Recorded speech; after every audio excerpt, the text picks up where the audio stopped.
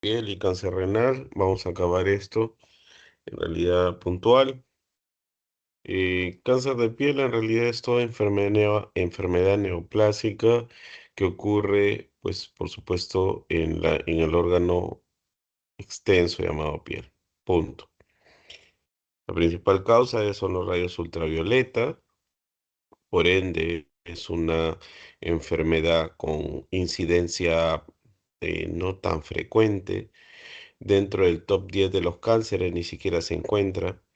A nivel mundial, el cáncer más frecuente es el pulmón, mama, colorectal, próstata. Incluso dentro de otros, el cáncer de piel se encuentra ubicado en frecuencia, ¿no? Entonces, menos de aproximadamente este grupo, el 29,2%. Pero eh, sabemos que nosotros es una enfermedad que es muy común en mayoría de personas, tanto importantes y no importantes. No vemos a alguien que padeció un carcinoma vasocelular y el tratamiento temprano en este paciente es quirúrgico, con control prácticamente completo o curación de la enfermedad. Otra cosa también hay que aumentar que en el Perú el cáncer de piel tiene una mortalidad de 42,4 por 100.000 habitantes, pero recordemos que la mayor incidencia ocurre tanto en el sur de África, en la parte, digamos, de lo que es Rusia, ¿ya?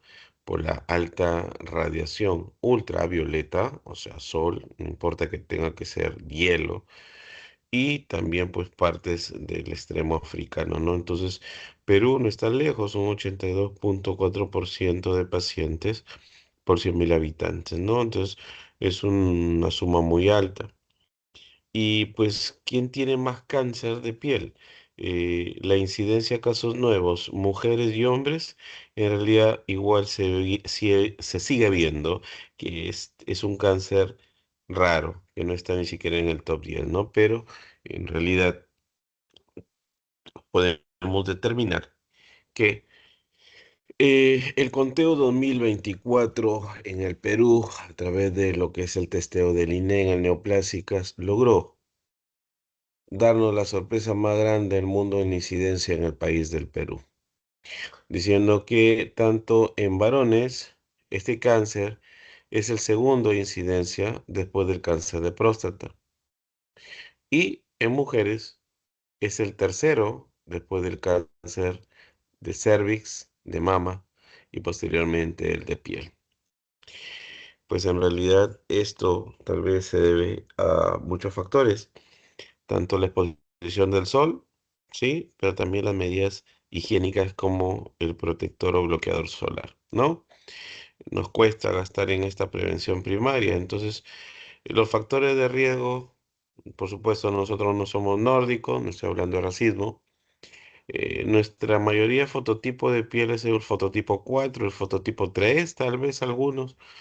Y hablar de fototipo 1, pues es hablar de personas eh, con otra tez mucho más blanca. Y el fototipo número 6 es hablar de entidades ya negroides, ¿no? Entonces los fototipos 1 y 2, según Fitzpatrick, que es la clasificación, en realidad tienen menos contenido de melanina y en realidad pues son los más afectados, ¿no? La edad también, porque esta curva de la edad mayor de 40 a 60 años comienza a aumentar el riesgo de cáncer de piel. Sabemos nosotros que otro factor de riesgo son los rayos ultravioleta y recordemos bien que todo esto de la luz visible es toda la gama de los 7 colores, pero debajo de los 400 nanómetros, más o menos aproximadamente 254 de curva, encontramos los rayos ultravioleta tipo A, tipo B y tipo C. Que el tipo B es el altamente cancerígeno, ¿no? Y nos damos cuenta que no son visibles, son invisibles y dañinos, acumulativos y con alto nivel de mutación a nuestras células de la piel, produciendo cáncer, ¿ya? Puntual. Entonces, Recordemos también que no interesa el de estar en exposición de la nube o protección de la nube, porque el 90% de rayos ultravioleta tipo B pasa. En la hora de exposición más frecuente es 10 de la mañana a 3 de la tarde, ¿no? Y aumenta 4% cada 300 metros. Entonces, recordemos que mientras más alto estamos, o mayor altura incluso, la sierra, las exposiciones de radiación son mucho más altos. A mayor altitud, mayor radiación incluso, ¿ya? Entonces tiene que ver mucho o es dependiente de la altura. Y recordemos bien que precisamente hay gente que le gusta ir a la playa y pues se pone en la sombra, se pone en la arena y también igual, sigue teniendo radiación. Eh, Sabemos incluso que no es necesario estar cubierto en la sombra porque igual hay radiación hasta un 50%, ¿no? Este, la prevención primaria de un cáncer de piel, nosotros sabemos que es evitar el cáncer. La manera de evitar el cáncer, pues, es tener siempre un bloqueador solar. Y usamos o buscamos el mejor bloqueador solar dependiendo de dos cosas. Uno, el fototipo. Fototipos más frecuentes, usamos el factor de protección solar o el famoso SPF o P o FPS o SPF, que es lo mismo, sin inglés, es un tipo de porcentaje de protección contra los rayos ultravioleta tipo B. Y por ejemplo, un SPF 30 puede cubrir 97% de protección y principalmente para un fototipo tipo 3 tipo 4 es adecuado, suficiente. Pero las pieles con fototipo más, digamos, más, más susceptibles, tipo uno tipo 2 un SP50 es suficiente para la protección hasta un 98%. Se llama, se llama SP50 porque proporciona una protección de 98%. Muy bien. Posteriormente también nosotros tenemos que no solamente es tanto el rayo ultravioleta, sino también hay que tener en cuenta el lugar de exposición, ¿no? Como les dije, a mayor altura, ¿no? Las zonas de radiación son mucho mayores, ¿no? Y pues incluso el Senami lo pone como puntuaciones, ¿no? Top 10 o más de 11 es pues en realidad una alta exposición de radiación, ¿no? Entonces, la piel, como todos sabemos, es un órgano que está constituido por epidermis, dermis y tejido subcutáneo. Esta piel, en la parte del epidermis, sabemos que tiene un estrato estratificado con varias células que son las basales, las melanocíticos y los queratinocitos. Es aquí donde exclusivamente las células basales pueden formar el cáncer de células basales o el basaloide, los melanocitos, el melanoma maligno con alto nivel de profundidad, las células escamosas con el carcinoma de células escamosas, ¿no? Como vemos nosotros. Pues en la gran mayoría de estos dos tipos de cánceres primeros, escamoso y vasocelular, tienen un poco poder de invasión. A diferencia del melanoma maligno que tiene un alto nivel de profundidad medido por el índice de Breslow, pregunta examen, ¿no? En la frecuencia de los tipos de cáncer, sabemos que 52% el más frecuente es vasocelular, el espinocelular 22% y incluso menos del 16% melanoma maligno. Por supuesto, puede haber linfoma cutáneo, sí.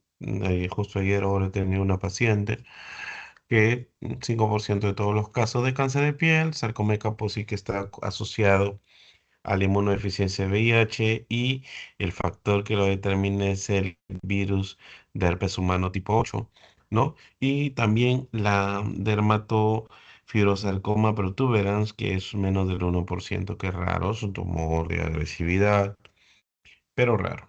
Muy bien.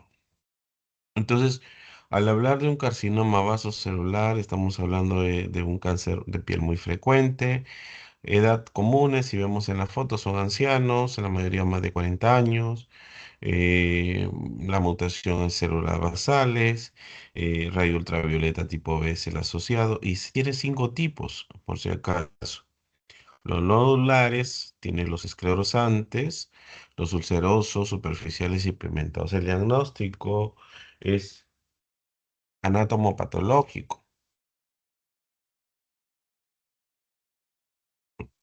a través de la incisión o la biopsia.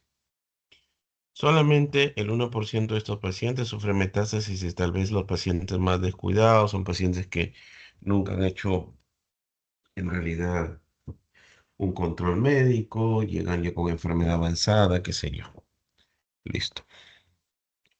Luego, recordemos bien que también existe una asociación del rayo ultravioleta como principal factor, sobre todo el tipo B que hemos dicho, y recordemos que la relación de las pieles de fototipo tipo 1, 2 o 3 existe el índice de asociación o radio más de 15%, o sea, tiene mayor riesgo o 15 veces más riesgo de presentar cáncer de piel, tipo carcinoma vasocelular, haber tenido familiares de historia familiar de piel, de cáncer de piel, un radio de 5,8, 5 veces más, el vivir en áreas de altura, después de los 30 años, aumenta hasta 2, hasta 3 veces más, haber tenido un tipo de lesión en la piel llamada queratosis actínica, 3 veces, incluso trabajar en el aire libre, ¿no? Entonces, incluso lo que llamamos nosotros las mutaciones, que son reguladoras de genes, como la mitad de los casos de estos cánceres, la mutación P53,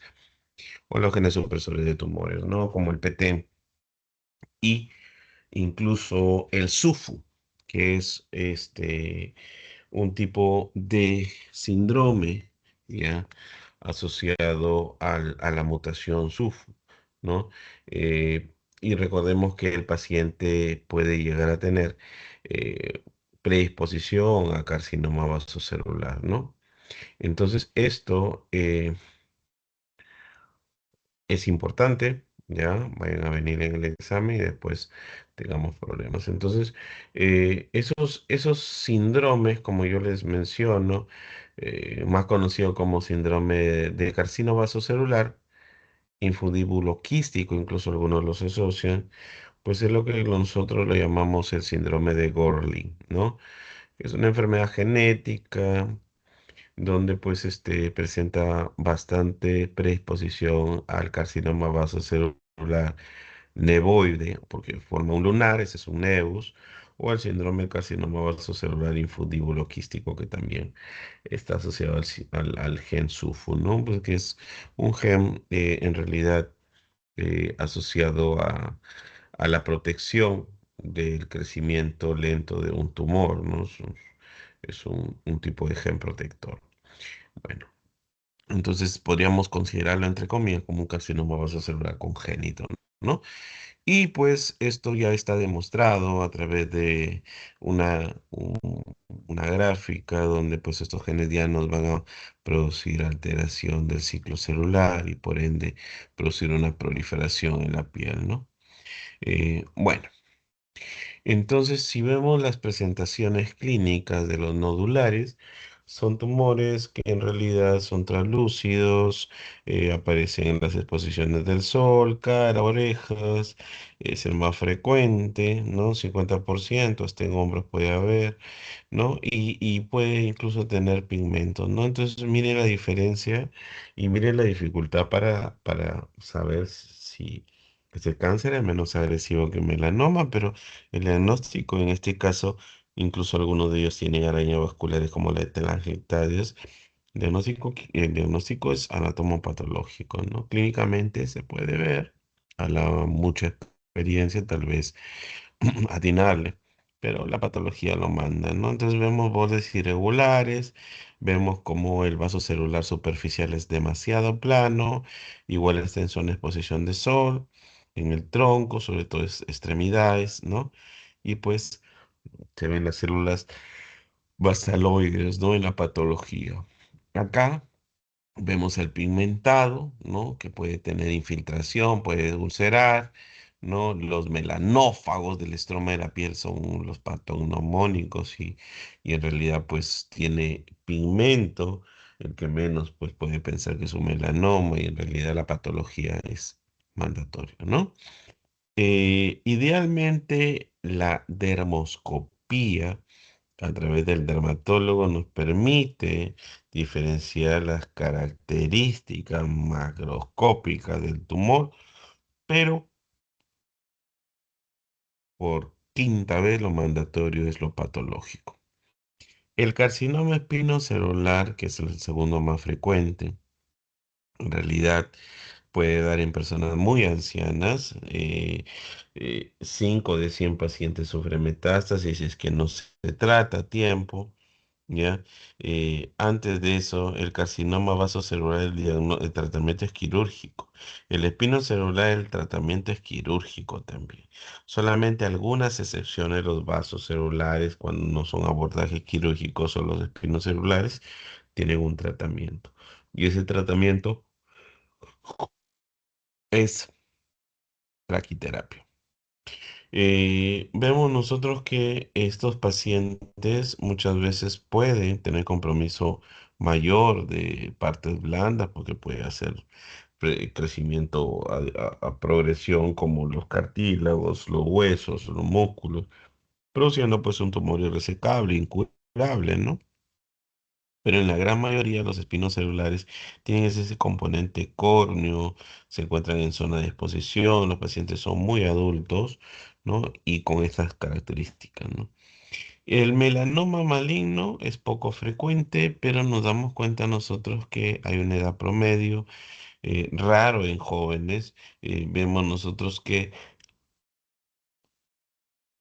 la mitad de ellos tiene mutación BRAF y el 10 a 15% tiene la mutación NRAF, que son clásicas preguntas. La mutación BRAF, que es una vía de señalización de crecimiento celular. Y los cuatro tipos conocidos, el más común es la diseminación superficial, el nodular también, el léntigo maligno y el melanoma lentiginoso antecral. Casi todos los cánceres de melanoma en este país, podríamos decirle un 30%, se encuentran en etapa metastásica. Hoy el tratamiento no es quimio, etapa metastásica, el tratamiento es inmunoterapia, que ya lo vamos a hablar a continuación. Entonces, estos melanomas malignos, ¿ya? No solamente pueden estar en los melanocitos de la piel, sino también pueden ir a la capa meningia, a la coroides del ojo, porque es la capa pigmentada, a la uvea, ¿no? Este melanoma uveal, a las mucosas, ¿no? Y como nos damos cuenta, Brasil tiene un alto riesgo de mortalidad, ¿no? En el Perú, en Colombia, está muy frecuente, pero en el Perú también, sin estar lejos, ¿no? Y vemos nosotros que la mutación BRAF en el 50% y el NRAS 10 a 15%. Esto se encarga de la proliferación celular, el PETEN y el KIT para el crecimiento y metabolismo, o en realidad que la célula crezca, el P53 para el daño del ADN o la corrección del ADN, ¿no? Y pues el NOXA más frecuente es la radiación, acumulativo, ¿no? Y pues donde va a producir clonas y proliferación anormales a través de una mutación del ADN, o ya sea el P53. Entonces, en la biología molecular, todo es un nebus o un tipo de lunar benigno, pero la displasia va a formar un crecimiento vertical profundo y se va a volver un cáncer invasivo y a distancia, ¿no? Todos los puntos de control de la mutación BRAF en el 50%. También puede a veces ver mutaciones PT o CDK2NA, pero lo siguiente después del BRAF está el NRAS, ¿no? y con algunas mutaciones como el TRPM1, ¿no? Entonces, estas disociaciones o tumores primarios puede hacer que la célula avance a otro ciclo, haga un microambiente, sobreviva a través de proteínas llamadas integrinas y haga la metástasis, ¿no? El melanoma le encanta demasiado pulmón, cerebro, meninge e incluso hígado, ¿no? Eh, Posteriormente vemos que estas vías mutadas del melanoma hacen varias cositas, ¿no? La angiogénesis, el crecimiento celular, el crecimiento, la sobrevida de esto de la apoptosis, el crecimiento a través de las síntesis de proteínas, el inhibir la muerte celular y el ciclo celular para que se reproduzca. Entonces, estos puntos defectuosos están considerados, por ejemplo, la vía del mTOR, que está mutada, las vías del RAF o RK pathway también, que puede estar alterada, ¿no? Podemos darnos cuenta que también está mutada la vía de Petén. Entonces, doctor, no entiendo que una vez que están mutadas estas vías, aguas abajo o las vías de crecimiento, lo que va a hacer es sobreestimular y hacer que esta célula, por ejemplo, crezca. O esta célula bloquee la apoptosis, pese a que está con ADN defectuoso, y bueno, pues siga multiplicándose, ¿no? Proliferando, ¿no? Entonces, tenemos aisladamente mutaciones como las vías del MPAC o el PTEN, ¿no? Donde lo que va a hacer es la supervivencia o la proliferación celular. Tenemos también las vías P53 mutadas, donde lo que va a hacer es que en vez de obstruir el ciclo celular, va a activar la ciclina D CDK4/6 para producir la transcripción y el crecimiento celular, ¿no? Correcto.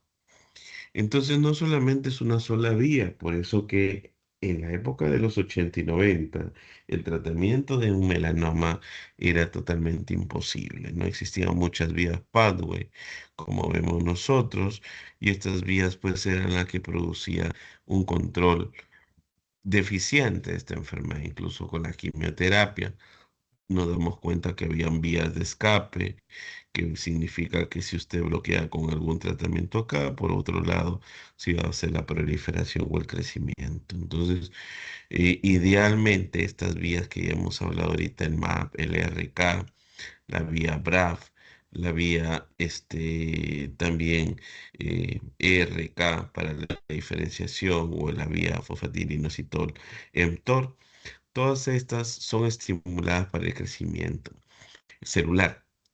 Se crearon drogas que no fueron perfectas para el control, como el drafenib o berimurafenib, con la mutación BRAF B600CE, o el sorafenib, que es un inhibidor de el RAF, o el imatinib con mutaciones de inhibidor del CKIT o el CKIT, ¿no? O el tensirolimo o everolimo, que es la mutación del mTOR.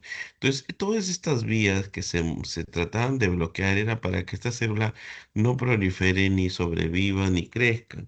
Pero nos damos cuenta que por más que usted bloquee una vía, siempre van a haber vías alternas. Entonces, estos puntos o estos medicamentos se llaman checkpoint o puntos de target, que no son 100% eficientes. Entonces, ya actualmente la mejor potencia de tratamiento, sobre todo el melanoma, es inmunoterapia combinada con ipilimumab, con nivolumab, un tratamiento demasiado caro, pero con buenos resultados, incluso en etapas 4, ¿no? Con buena sobrevida libre de progresión. No ha cambiado la sobrevida global, pero ¿para qué? Es un señor fármaco endovenoso que sí puede producir pues una adrenitis, hipertiroiditis, puede producir neumonitis, hepatitis, porque todo lo que es itis es que altera el sistema inmunológico. Entonces, esta inmunoterapia no es perfecta. También tienen algunos pacientes que me producen ciertos efectos adversos. Entonces, en resumen de cuentas, BRAF 50% de pacientes y mutaciones en el RAS 20%. En resumen de cuentas, un BRAF alterado, lo que va a hacer que esta célula crezca, pues una vez que llega al núcleo, lo transcribe y aumenta los factores de crecimiento, ¿no? Los melanomas malignos, como les digo, todo depende. Un léntigo maligno está en ancianos, Es crecimiento lento, pero el más frecuente es el superficial. Es agresivo y, por ejemplo, lo que encontramos en los pies, encontramos en las uñas o las mangas de las manos, las palmas, el lentigo acral. Y esto se define porque un lentigo acral es aquel tumor pigmentado, sobre todo en las plantas, las palmas y en las uñas. La característica es que este tumor es altamente agresivo.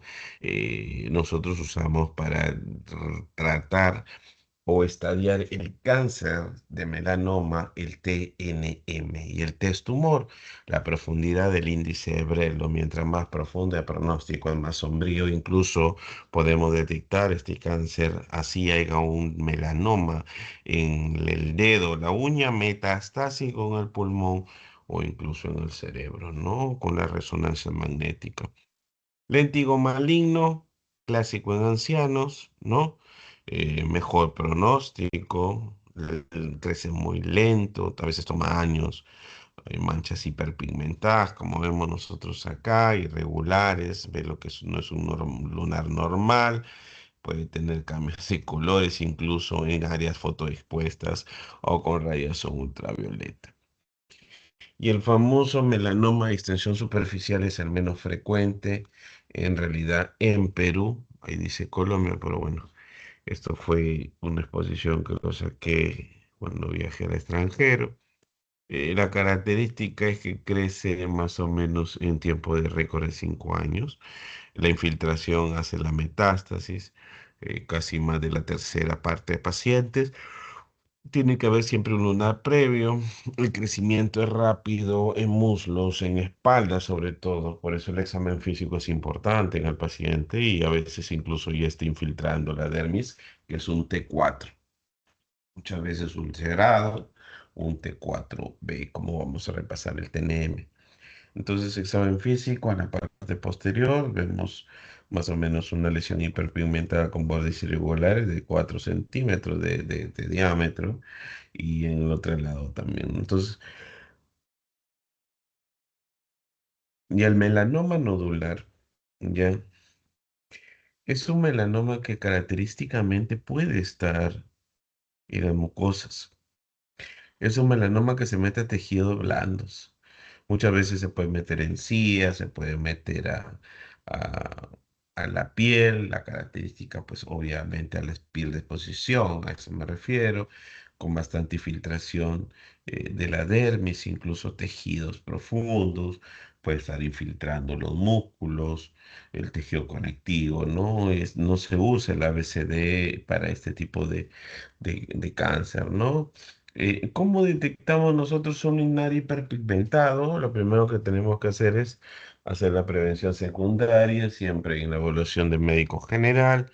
Usamos la técnica ABC, ABCDE, que un lunar normal o una piel normal tiene el A, el B, el C, el D y el E.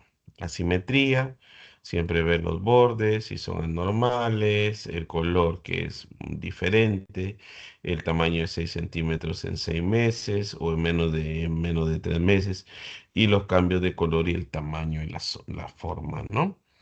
Entonces, lo primero que hay que hacer acá el famoso síndrome de o el signo del patito feo, que son lesiones horribles. Vemos en la dermatoscopía, este es el dermatólogo, pero nosotros al ojo de buen cubero de arranque, cirujano oncólogo a la biopsia. Una vez que tengamos el resultado, en este caso nos prepara a saber qué estamos afrontando. Si es un melanoma, hay que ver el T. Si es que este T está 1, 2, 3 o 4 a través de la profundidad de Breslow, los índices o los márgenes quirúrgicos, si están tomados o no, y tomografías de cerebro, de tórax, abdomen y pelvis, con el tema de saber qué tan extendido está este cáncer. Una de las características de este tipo de tumores es que a veces puede estar metastásico. El debut de los pacientes metastásicos tiene que recibir tratamiento. El tratamiento es inmunoterapia. Lo que tenemos en el hospital regional es la inmunoterapia del nivolumab, ¿no? Eso es lo que más tenemos nosotros. Ujú. Y bueno, tenemos que ver la ulceración, tenemos que ver la microsatelitosis, que son los ganglios, los bordes quirúrgicos y la mitosis incluso. Usamos tomografías y resonancia, ¿no? Y pues tendríamos que pedir hasta incluso calota o tomografía de cuello, ¿no?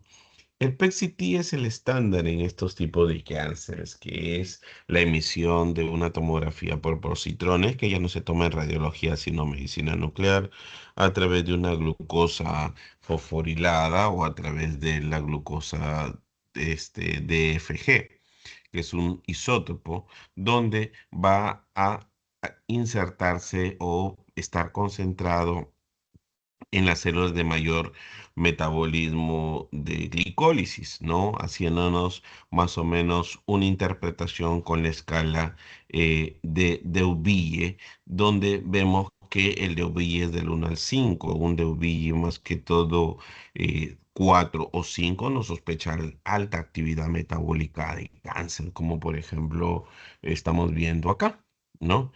Y pues este examen PET-CT usa el famoso radiofármaco análogo de la glucosa, ¿no? Que es el fosfatidilglicosa, ¿no? Entonces, esta característica es lo que a mí me ayuda, o el famoso 18F-FDG.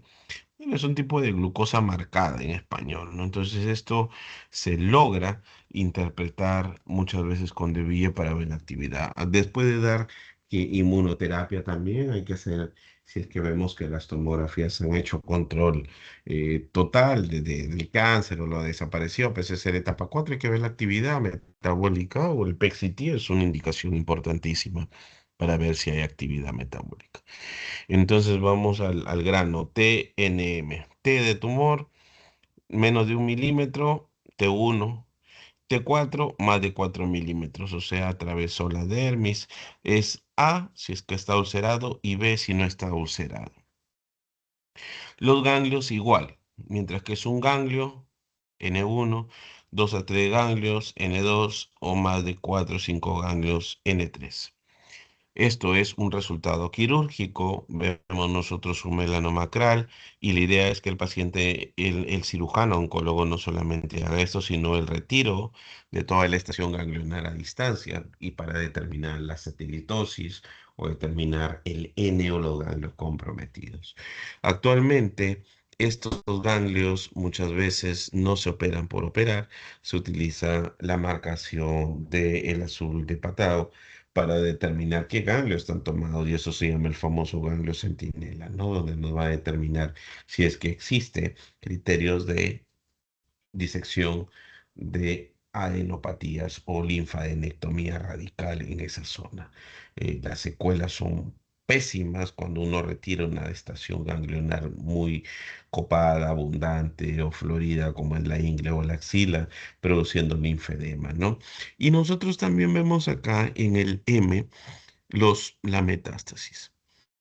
M1D, que es el más peor pronóstico sombrío, la metástasis cerebral, el M1C, que ha hecho metástasis al hígado, el M1B, aquel metástasis al pulmón, y el famoso M1A, que puede ser metástasis al tejido blando, puede ser metástasis al músculo, o puede ser metástasis a un ganglio que no está regional. Por ejemplo, si el lunar está en el hombro y el ganglio metastásico está pues por el pie, eso es un M1A. O sea, ya no es un N por ser ganglio, sino ya es una metástasis.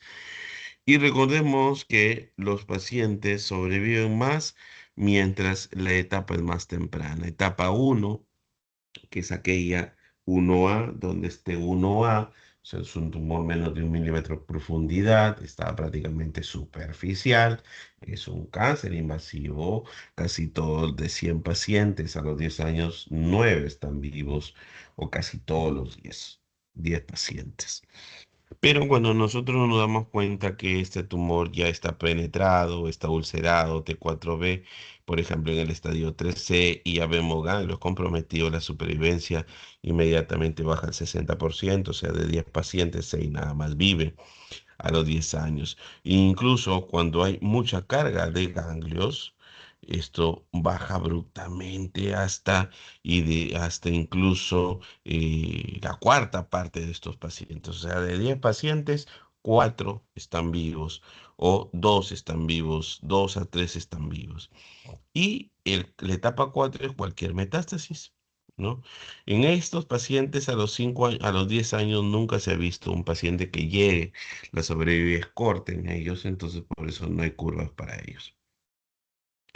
Antiguamente, en la época de las cavernas, nosotros tratábamos los cánceres con tratamientos que pensábamos que iba a matarlo, como por ejemplo las citocinas, el interferón alfa, la carbazina, la interleucina. Yo incluso he tenido el gusto de dar carbazina en melanoma hace como 15 años atrás, donde pues los resultados eran más o menos un 20%, no hacía tanta cosa, ¿no? Entonces, aparte de ser tóxico, el paciente fallecía, ¿no? Hoy por hoy esto ya no se usa. La radioterapia puede ser dosis paliativa para aliviar el dolor, el sangrado, puede ser curativo, puede ser después de una cirugía. A veces los pacientes en etapa 2 o 3 lo necesitan. Se usa una unidad de medida, que es la unidad del Grace o el centigrace, que estamos ahí. ¿No? Y también pues nos damos cuenta que la idea es que cuando son cánceres en etapa 3 a etapa uno tenga que tener el mejor abordaje quirúrgico. Y el abordaje quirúrgico significa operar no solamente retirar el ganglio, sino tratar de hacer una linfadenectomía, no solamente regional, sino también a distancia, ¿no? Entonces vemos nosotros el índice de Brel o los ganglios centinela que están comprometidos y siempre la recomendación es que mientras más profundo es un tumor, los márgenes tienen que ser un poquito más libres de cáncer, pero por ejemplo, un T4 tiene que tener mínimo un margen de retiro del tumor de 2 centímetros, ¿no? Esa es una buena cirugía, ¿no? Y también nosotros sabemos que no es bueno sacar todos los ganglios porque la circulación linfática va a ser deficiente. Usamos nosotros lo que se llama el azul o el tinte de color azul patado, que es para detectar el ganglio tomado por cáncer. Esto se llama el ganglio centinela. La guía dice que si en una cirugía usted logra detectar 2 ganglios centinelas, la indicación de linfadenectomía es obligatoria, o sea, hay que sacar todos los ganglios. Pero si vemos un ganglio centinela, se saca el ganglio centinela, se lo manda a patología y ya se conservan los demás ganglios. ¿Por qué se hace eso? Miren, este es un ganglio centinela marcado con una sustancia radioactiva, porque si usted retira todos los ganglios de la parte inguinal puede generar una mala circulación linfática que se llama edema linfático o linfedema. El linfedema es algo que yo lo veo constantemente en los pacientes. Se hincha la pierna, el paciente piensa que está mal del riñón y hay que explicarle que es la circulación linfática que está mal. El tejido es blando, el tejido hace fobia, que es que al hacer la digitopresión en la pierna, queda señalado los dedos al examen físico y es un linfedema duro, a diferencia de un edema por retención de líquidos, ¿no? Y por ende, si nosotros vemos que el paciente necesita tratamiento después de la cirugía, hay que ver si es candidato a toda esta línea de fármacos, ¿no? De nivolumab y ipilimumab. Los resultados de la inmunoterapia, como vemos nosotros, han sido muy esperanzadores. Vemos a veces tumores irresecables y con la inmunoterapia ha tomado buenos resultados. Los controles de PET-CT siempre van a ir de cajón a través de la glucosa 18 radioactiva, ¿no? Y vemos quiénes llegaron a sobrevivir más en un melanoma maligno metastásico. Fueron los pacientes que lograron la doble combinación de inmunoterapia en etapa 4 y el inmunoterapia con el nivolumab con ipilimumab, que en otras palabras viene a ser un inhibidor de CTLA4 hecho por la célula citotóxica tipo linfocito T con la célula presentadora de antígenos. Estas de acá, cuando logran en realidad bloquearse por afinidad, logra hacer que esta célula no tenga la inhibición de la apoptosis. Esta célula no muere. Lo mismo hace la célula tumoral, que es esta célula de acá verde, a través de un ligando que ella tiene, que es el PDL1, con la célula citotóxica sin reconocerla y haciendo que no muera. Pero gracias a estos fármacos lo que hacen es inhibir el PDL1 para que esta célula sí sea reconocida como extraño, inhibir el CTLA4 para que esta célula deje de inhibirse por la presentadora de antígeno y pues logre hacer la apoptosis y la destrucción celular, ¿no? Muy bien. Entonces ahí tenemos el ipilimumab y el nivolumab, e incluso hasta el pembrolizumab, que es un inhibidor de PD1. Y esto es casi lo mismo. Bueno, Día Mundial de Lunar es el día 13 de junio. Sabemos nosotros que protección solar, que es lo más importante, ¿no? Para hablar de cáncer de riñón, ya que un poco más, porque no, a ver, clases Universidad de San Martín, Taquero Maxi. Para hablar de cáncer renal, puntualmente lo que viene en el examen. Cáncer renal, uy, habilitar edición. ¿Qué significa habilitar edición? ¿Está dañado esto? Es un montón. Bueno, esto es demasiado fácil. El cáncer renal, yo pregunto en el examen siempre lo básico. Por ejemplo, ¿qué es el cáncer renal? Un tumor que ocurre en el riñón. Punto. Es el 3% de los tumores sólidos. Puede dar en la mayoría de pacientes, pues que hemos visto acá, la farándula. Pero fíjate que no es tan frecuente, es el cáncer treceavo de incidencia en el mundo y catorceavo de muerte en el mundo. ¿No? Entonces nadie está libre de una muerte por un cáncer renal altamente. Tres varones frente a una mujer, ¿no? Sobre todo en el cáncer renal sólido eosinofílico y quístico son más comunes en mujeres. Después, todos los cánceres de riñón, en la gran mayoría, son más frecuentes en varones, ¿no? Pregunta clásica de examen. La incidencia en ambos sexos, como sabemos nosotros, la edad media, ¿no? La edad media es los 65 años en el grupo ya mayor de 60 años que se presenta este cáncer.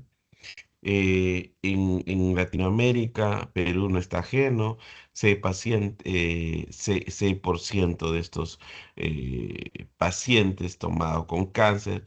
El año 2022 se publicó 1.200 pacientes con cáncer de riñón. Y la mortalidad también, ¿no? 613 fallecieron por esta enfermedad. Entonces, la anatomía de este cáncer, de este tipo de órgano, tiene una corteza, que es donde están los glomérulos. Tiene una médula donde está la formación de los túbulos de Benigni, el colector, la pelvis renal, tiene la vena renal y la arteria renal. En cualquier parte de esto, dependiendo del lugar que se forme, se origina un tumor. Y vamos hablando de esto. Primero, las células de glomérulo, que son las yustas glomerulares, son la mácula densa, está el túbulo colector o el túbulo renal y la cápsula de Bowman. Y los factores de riesgo, siempre clásicas preguntas, la obesidad, el factor más fuerte es el de von Hippel-Lindau, el tabaquismo, nunca se olviden, con el cloruro de vinilo, el nitrato, la nitrosamina, ¿no? A través de las 300 moléculas de cáncer, ¿no? Se depositan siempre en el riñón. El vaporizador también en el riñón, ahorita que está de moda, y la historia natural de cáncer de riñón. Entonces hay que ver si existe la mutación de estos genes porque el cáncer renal está bien asociado a los síndromes hereditarios. Los síndromes hereditarios, como por ejemplo el carcinoma de células claras, está mutado un gen en el cromosoma tipo 3, que es el gen mutado BHL propio del síndrome de von Hippel-Lindau. Pero también en el carcinoma papilar renal hereditario está la mutación del gen MET, que es el carcinoma papilar tipo 1.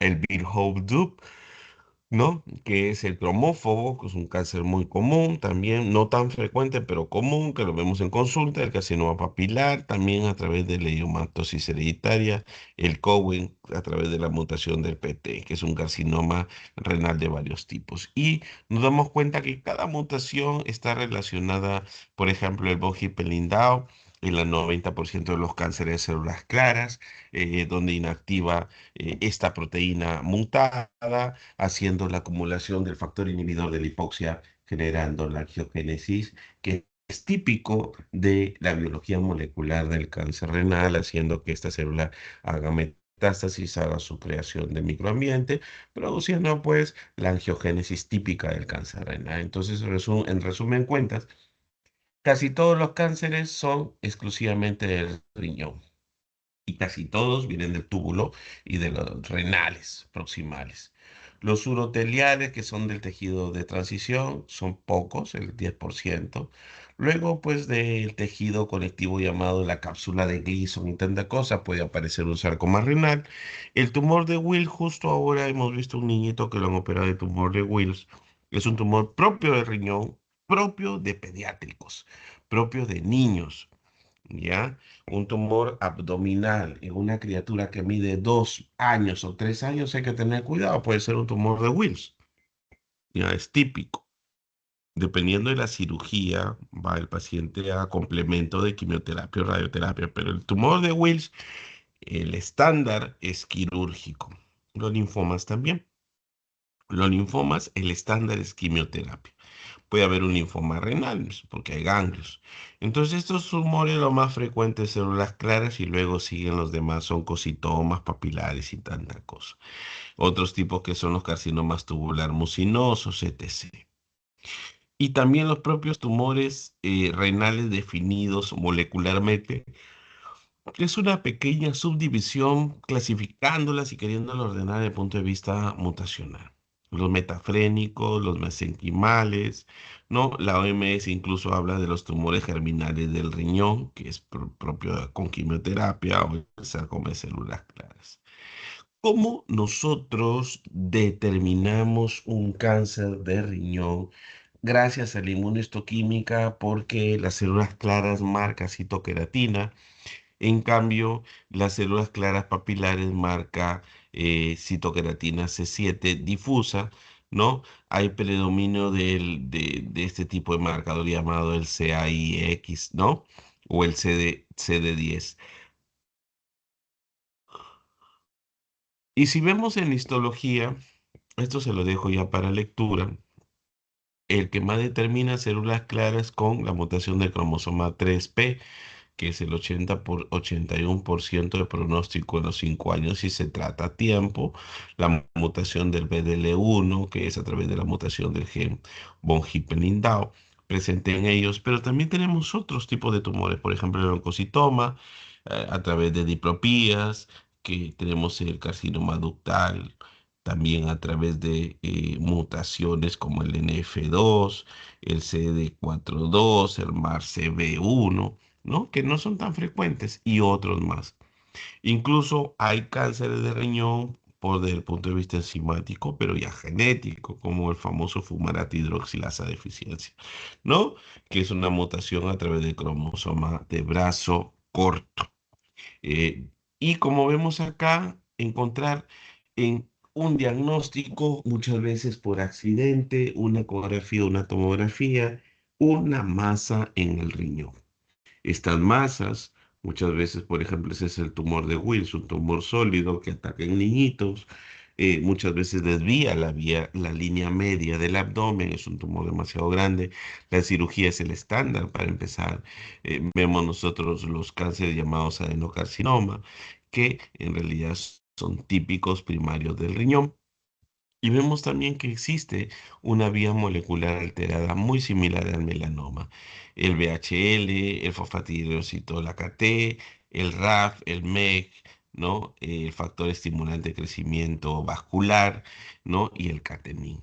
Vemos el protagonista es la mutación del locus T3, TP 25.3 Bojipelindao, o la pérdida del TRP los o la pérdida del cromosoma cortito. ¿no?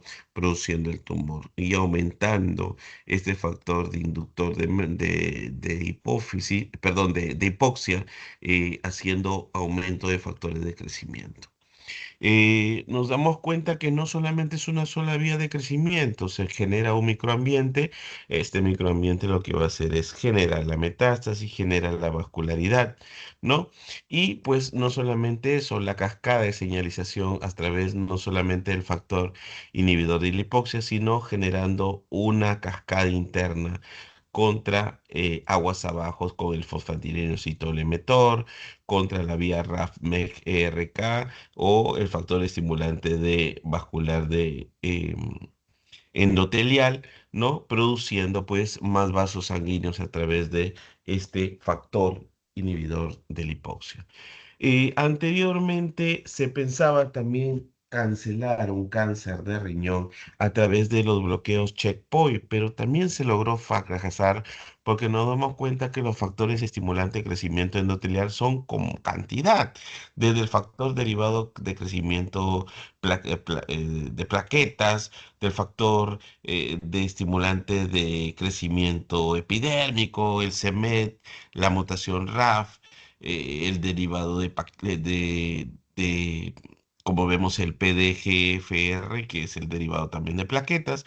Entonces, se creaban fármacos que en este punto de acá se inhibía la tirosinquinasa y en este punto alto anticuerpos monoclonales que bloqueaban las proteínas del receptor. Ramucirumab, salió uno a la moda, el bevacizumab, el Abiblexet, etc.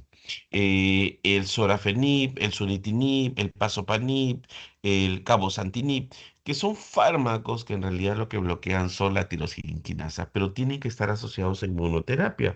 Hoy el 2025 sí, porque son medicamentos que si uno bloquea este pathway puede pasar por otro lado la proliferación celular anormal, haciendo que esta célula genere un tumor. La clínica siempre depende del tamaño del tumor, ¿no? Puede doler, puede haber sangrado en la orina y pues la clínica puede ser muy variable. Lo que sí, nosotros hablamos de que si el paciente tiene un tumor en la fosa renal y a veces les viene en el caso clínico una masa, no se olviden que puede ser un cáncer de riñón y en etapa bien avanzada, ¿no? Y recordemos bien que si vemos con síndrome anémico, vemos hipercalcemia, vemos que el paciente tiene ictericia, eso puede ser el síndrome de Stauffer, que es un síndrome paraneoplásico. No, el síndrome paraneoplásico es una presentación inespecífica de un cáncer. No es que el cáncer esté metastásico, no es que el cáncer esté avanzado, no está asociado a metástasis, es simplemente un microambiente de este cáncer renal que me está generando hipercalcemia. Ya me alteró la paratormona, me alteró una policitemia, me alteró la renina, la angiotensina, el factor de crecimiento estimulante de granulocítico o eritrocítico, me genera una hipertensión arterial por una compresión medular o por el mismo renina, por la misma compresión, ¿no? El síndrome de Cushing por secreción ectópica, una galactorrea ginecomastia. Entonces, en realidad, esto o elevación incluso de la globulina, la aptoglobulina, produciéndome incluso desviación de la hemoglobina, ¿no? Entonces, la idea es que nos damos cuenta que el síndrome paraneoplásico no es metástasis, es un comportamiento raro que se relaciona al tumor, en realidad. Y vemos nosotros una ecografía, una masa renal, una tomografía, una masa renal, una resonancia, una masa renal. ¿Qué hay que hacer acá? Biopsiar. Entonces, cuando nosotros vemos estos quistes anormales, la idea es biopsiar. Y nos damos cuenta que según la clasificación de Barbiak, que a través de la ecografía pueden ser masas renales incluso benignas, malignas, inflamatorias, un acceso, es una masa renal, un granuloma reumático, pues un aneurisma, una metástasis, una infiltración. Y en el estadiaje T1, el tumor que es pequeñito, incluso menos de 7 centímetros, es una etapa uno, se encuentra en el riñón exclusivamente, no ha llegado a abarcar el seno renal, no invade la fascia en ningún momento. Un T2 es aquel que está más de 7 centímetros, pero está confinado al riñón, ¿no? Y tiene T2A, T2B, bueno. La etapa 2, ¿no? Esa es la famosa etapa 2, un tumor T2 N0, ¿no? La etapa 3 puede ser dos condiciones, un tumor que logró crecer e incluso se va más allá de la fascia de Gerota, pero no afecta a la glándula suprarrenal, tampoco afecta a la cápsula de Gliso, y puede ser presentación con ganglios, puede haber presentación, pero nunca a distancia metastásica. Un 4 es un tumor T4. ¿Por qué se llama T4? Porque es un tumor que ha logrado abarcar la fascia de Gerota, o son ganglios que ya no se encuentran regionales, sino son ganglios que ya se encuentran a distancia, justo debajo de la famosa bifurcación de la vena cava y las ilíacas, ¿no? Entonces, y también vemos metástasis a distancia. Esa es una etapa 4. Bueno, esto es casi similar. Recordemos bien que en una etapa 3 hay que ver mucho los ganglios. El N1 son ganglios regionales del riñón, que le estoy poniendo ahí, que son lumbares celíacos hepáticos, los celíacos comunes, los celíacos internos, ¿no? Y N2 ya viene a ser la bifurcación de los celíacos comunes, ¿no? A nivel del L5, ¿no? Un N2, por ejemplo, vendría a ser un ilíaco interno, ¿no? Ya el ilíaco común, no, sino el ilíaco interno o el ilíaco externo. Muy bien. ¿Quiénes viven más? Etapa uno. Casi todos están curados cuando se retira el riñón, pero las etapas 4 necesitan inmunoterapia. El tratamiento más potente de este cáncer renal es la inmunoterapia. Y como vemos acá, la nefrectomía radical tiene que irse en la gran mayoría. Muchas veces los cánceres cuando están ya metastásicos también tienen indicación de retiro al riñón, con dos condiciones: mucho sangra o mucho dolor tiene. Y nos damos cuenta nosotros que la idea es que quienes viven más son pacientes que, según el Memorial Sloan Kettering Cancer, tienen digamos así, factores favorables como el lactato, el calcio, la hemoglobina al debut, el grado del ICOG o el desempeño, ¿no? Y si está dentro de lo normal asiste metastásico, es un paciente que tiene un buen pronóstico según el MKS y puede vivir un poco más. Entonces, estos oncogenes que se silenciaron en hipoxia, que vemos hace rato, lo vimos casi similar, son oncogenes y son genes protectores para la angiogénesis, bloqueando cabozantinib, que ataca el CMEC, sunitinib, que son los factores de crecimiento endoteliales, ¿no? El bevacizumab o el everolimus, tensirolimos, ¿no? Y nos damos cuenta que la mejor combinación para esto es el nivo-IPI. Ya quedamos incluso que son tumores exclusivamente para vía de Padua. Muy bien, entonces eso sería todo, muchachos. Espero que por favor por ahí traten de leer las siguientes diapositivas. Yo les voy a mandar más adelante. Un abrazo fuerte, se me cuidan y suerte en su examen. Gracias, doctor. Buenas noches. Nos vemos. De las Gracias, doctor. diapositivas les paso de ahí, ¿ya? Un abrazo. Chao, chao. Ok, doctor, gracias.